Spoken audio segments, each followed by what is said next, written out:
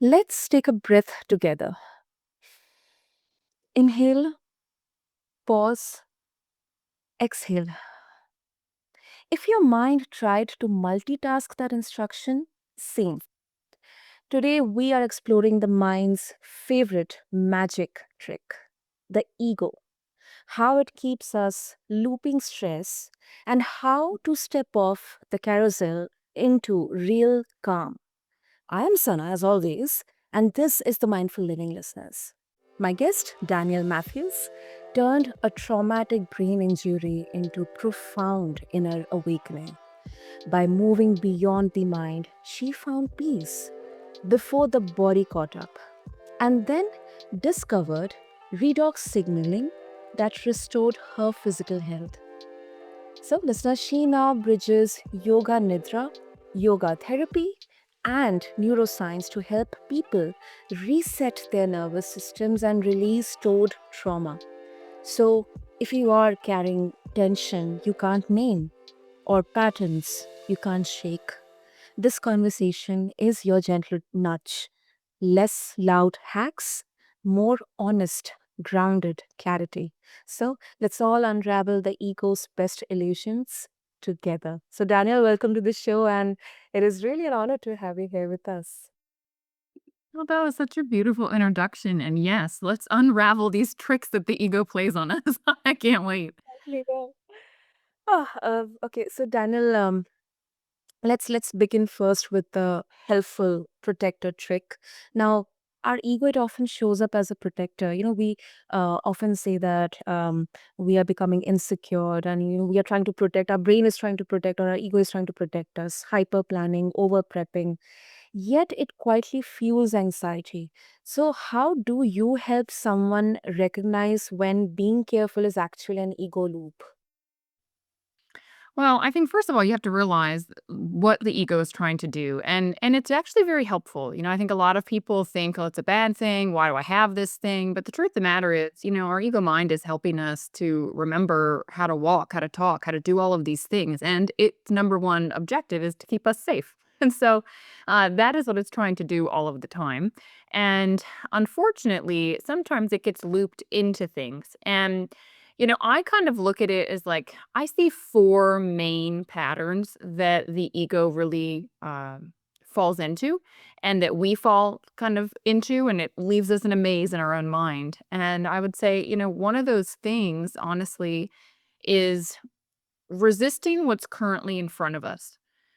So, if there is one thing that everyone takes away from this, I think this would just lighten everyone's load and make life much easier. And that is to realize that, look, when life is unfolding, say you're sitting in traffic and you're supposed to be at an appointment or you're supposed to be catching an airplane or whatever it might be, but there's traffic. When we resist the fact that we're sitting in traffic, we are taking away our own access to relaxation in that moment.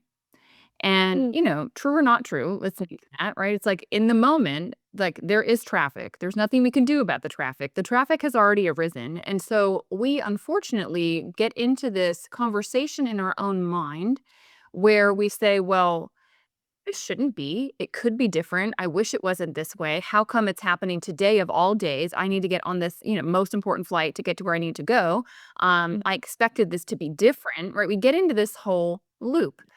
And that loop is causing us to stay in, like, gets our nervous system excited. It brings us into a stress response. And for those that are familiar with the sympathetic or parasympathetic nervous system, our sympathetic nervous system is our fight or flight response. And it's great that we have it. It's fantastic because it allows us to deal with challenges. But unfortunately, I would put forth that in this day and age, just like you said, the mind starts getting into these loops, and so it starts having conversations about this fantasy of how life should be, ought to be, could be.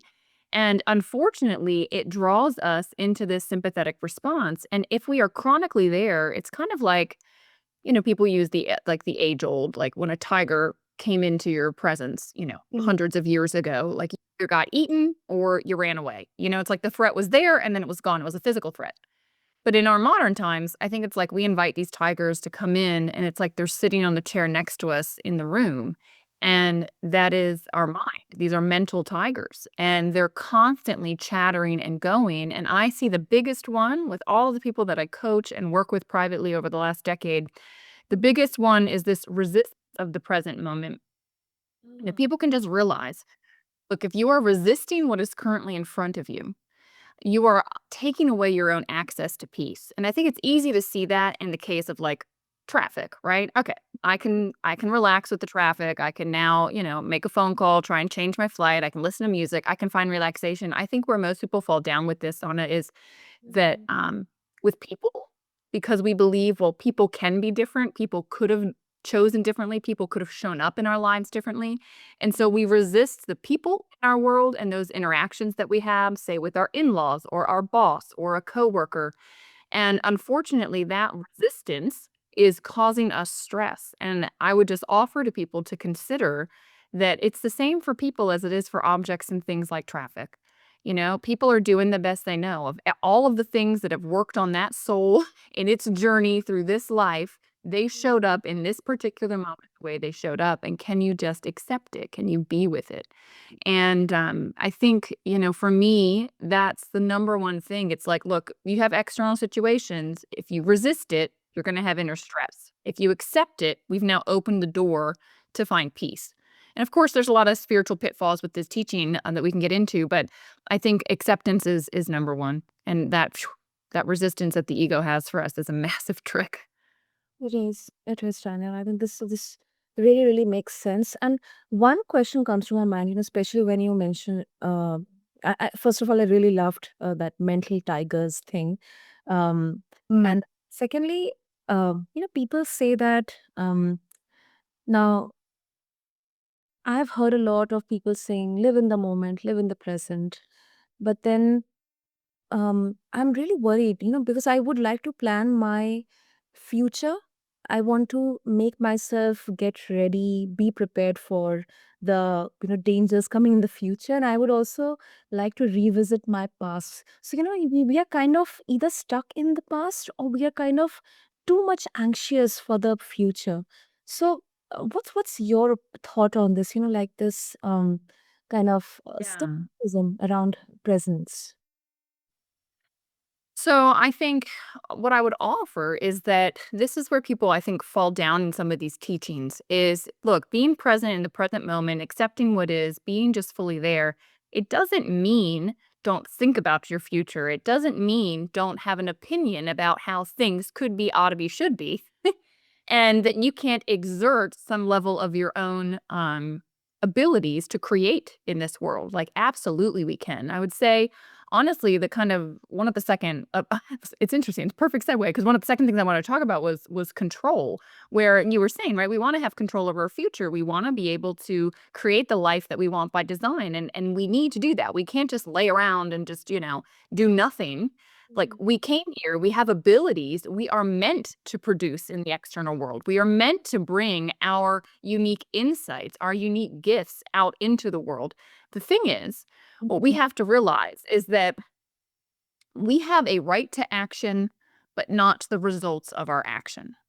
And so I would say, while yes, you should be present in the moment and aware of what's going on, it's definitely okay to start thinking about the future and, well, what do I want to create? But you have to realize that while you can make a step in that direction, Mhm. things might not go the way you planned. In fact, I would offer that life has no allegiance to our plans, and life is just gonna keep rolling. Life's Yeah. gonna do what it's going to do. Yes, yes, yes. Mhm. Yeah, our job is to say, "Okay, I have the right to my actions, but I'm going to let go of the result. I will do everything that's within my locus of control to create the life that I want, but I'm going to relax with whatever the outcome is." Yeah, That's the key. that's the key. Totally. I really loved the way you addressed to that skepticism, Daniel. And Yeah. I'll come to identity glue here. High performer, high achiever, um, superly, like critical of ourselves, then caretaker, survivor. Identities that do help, they do define us, but they can also uh, sometimes become trap for us. Where do Mhm. draw the line in there, Daniel? Well, I think that we have this notion that we are responsible for everything and that what like if have success, it's because like I was responsible for my success. And if I have failure, it's because I did something wrong and I failed. And unfortunately, I think this responsibility that we feel that we have over ourselves and others, it creates a lot of internal beating up of ourselves when things don't go right or the way that we had wanted. And it also creates even more stress when we extend this responsibility onto other people. And I see this really play out a lot in families, in close friendships and relationships, where we start to feel responsible for the experience of another or what someone else is going through. And we feel like, well, we have to do something about it. And I would offer this analogy, like if you can imagine, like you've got a loved one that is down in a hole. Okay. So maybe, I don't know, they like use the example of addiction because I think that a lot of people have seen this. So you have someone that has an addiction problem. Out of love, a lot of people are inclined to go jump in the hole and go, don't worry, I've got you. We're going to get through this. I'm going to help you. And all of a sudden, they don't realize they've put themselves in the hole. They've made the choice to go get in this hole. And so now they don't just have their own stressors, they also now are in the hole with this person. And guess what? That person could pick up the shovel and keep digging. They could dig the hole even deeper, and you're stuck in the hole with them. And it's completely out of your control to change another human being. We can't. And I'm not saying don't help. I'm not saying we can't do our part. What I'm saying is don't go jump in the hole and chain yourself to this other person's choices. What's better is to stand on the side of the hole, to say, hey, I'm here. Hey, if you want to move in a different direction, maybe look at this. And you can offer from a place where you're strong and you're grounded without, giving yourself entirely to it. And so it's really understanding. I think again, it even comes to this, look, we have a right to action and not to result of action, right? So within ourselves, our own responsibility, understanding, look, I could do everything right that my business coach tells me to do and still not have results. It doesn't mean that something is wrong. Perhaps it means that there's a different lesson I'm supposed to be learning than tangible physical like results. And to realize there's always something bigger happening beyond what the ego believes. And then also realizing that with other people, we need to create the space where we can support and not like we think that, oh, if I take on their burden, it somehow lifts it off of their shoulders, but it doesn't. It's just now you've got like double burden because you have your own and you have theirs, and they still have theirs. So if understand with that hole, just standing next to it and saying, I'm here and I can help you, that's really a key thing. And it's funny how fast our mind just jumps into, wanting to control, wanting to do something, wanting to make things right, wanting to help, wanting to save, wanting to do stuff for other people.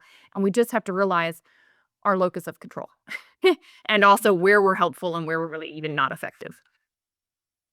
Absolutely, absolutely, Daniel. I mean, this is so important to actually think about and discuss about because you are right. Like, I think at some point of the time, it becomes like, crutch for them, whatever we are doing, instead of empowering them to, not to completely depend on us. Let's say if it's a caretaker or it's a provider or just, or anyone in the family, especially in the family dynamics I'm talking about. So I think that is really such a mindful approach to look at it.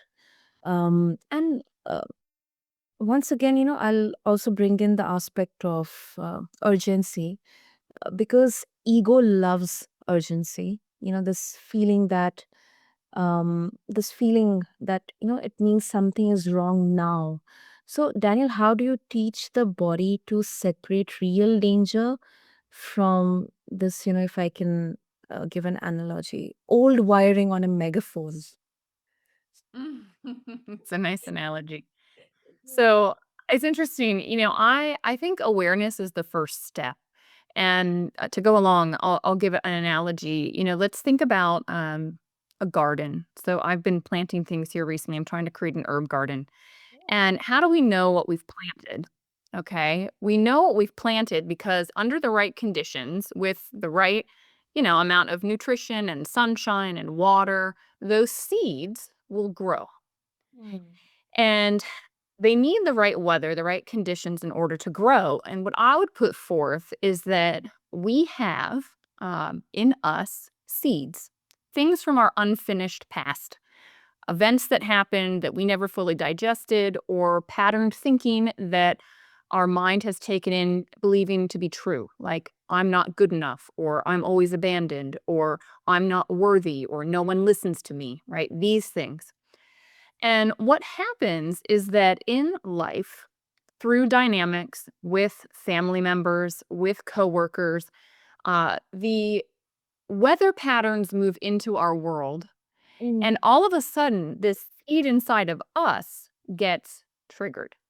It grows. And it's if you don't have this awareness, that's why I said the first step is awareness. Because if you don't have the awareness, it feels like this person did this to me. Mm. This person is gloating and they're talking all about themselves and all they care about is them. And, well, I'm not good enough. It feels like because they did that, they caused this feeling.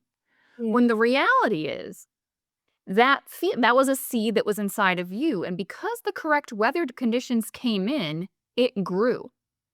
Yeah. And so a lot of us, I would say most interactions we are having with people, when the ego gets triggered, it's because these unresolved emotional events from the past are getting activated in that moment. It's like we've stepped on an emotional landmine and we blame the other person because we're unconscious of this. We think, well, they caused me to feel this way. I was fine until they walked in and did this, and now I'm not fine.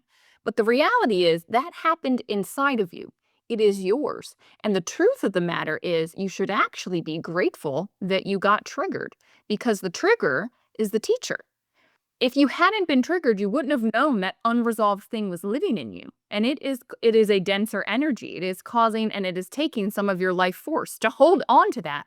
And so you want to get rid of these things. You want to be freed of these things. You want to be liberated from the stuff that is causing you, issues in the present moment. And so really you should express gratitude to the person for it. And when you have this awareness, now when you get triggered, you're going to go, what was that? Right? Mm. This isn't actually about the present moment. It's not because so and so didn't do the laundry. Like, it's not about the laundry. It's about I'm never listened to. I feel that I'm never listened to. Well, what is that? And then you can go internal and you can work on that. So really, every moment, moment to moment in life, we are being offered different weather patterns, different situations that are triggering different things inside of us. And when we have this awareness of these seeds, now we can go, oh, thank you. And it becomes a spiritual practice. This to me is mindful living. This is like meditation in motion. This is you using your day to day, every single moment for your own spiritual growth, for your conscious level of awareness to increase because you're starting to see the layers that you're holding on to. These aspects of yourself that are not real, that are based on maybe something from childhood, right? And so this is how we get rid of these looped things that the ego mind can so easily get into. Why am I never listened to? I'm not worthy, all that stuff. When it gets activated, now we can resolve it. And one of my favorite techniques for resolving these things is Yoga Nidra. It's guided meditation because it helps Mm. you create the space. So you create space from your thoughts, from your emotional reactions, and you're able to see them for what they are. And the more you meditate, the more you increase, it's like growing a muscle, the more you increase this capacity to not get engaged and triggered, but to witness the trigger. You're able to be that witness beyond it, beyond your thoughts, more and more. Wow. Wow. I think, Dana, it's very safe to say that you really beautifully brought out the essence of um, the mindful living here, because it's kind of, unfortunately, people always associate just the meditation or the sitting in silence or the presence part. But what exactly goes behind that, um, the step by step, the phase by phase, how it kind of uncovers. I think you really, really beautifully articulated that, with a beautiful example in there. And of course, with the time constraint, but if our listeners, they would like to embark upon this journey, and get in touch with you for your resources, what would be the easiest way? Well, I'm just launching a new YouTube channel. It's called Heal with Danielle. And it's going to have shows where I talk about nurturing your soul, concepts like this, and then the practices. So, yoga nidra, yoga therapy, things for you to actually practically do. And if you understand the why behind why you're doing them, right? Why do we do meditation? So Mhm. that in the day to day, we have the awareness so that we don't get triggered. It's like, I think that if people don't understand the tools that they have and what they Mhm. were designed to be used for, you're not going to get the most out of the tool. And so that is my intent. After the last decade of all my own study and work with people, I just realized, look, I think that connection point is missed in a lot of places. And so that's why I started this channel, and it literally is brand new. So it's just kicking off, and I would invite people to come over there to connect in with the community there, and all my other links to different social medias are on there. Brilliant, brilliant. So, listeners, what I'll do for all of you is I'll have all these details on the show notes. So, just refer to them along with this episode on your favorite podcast platform.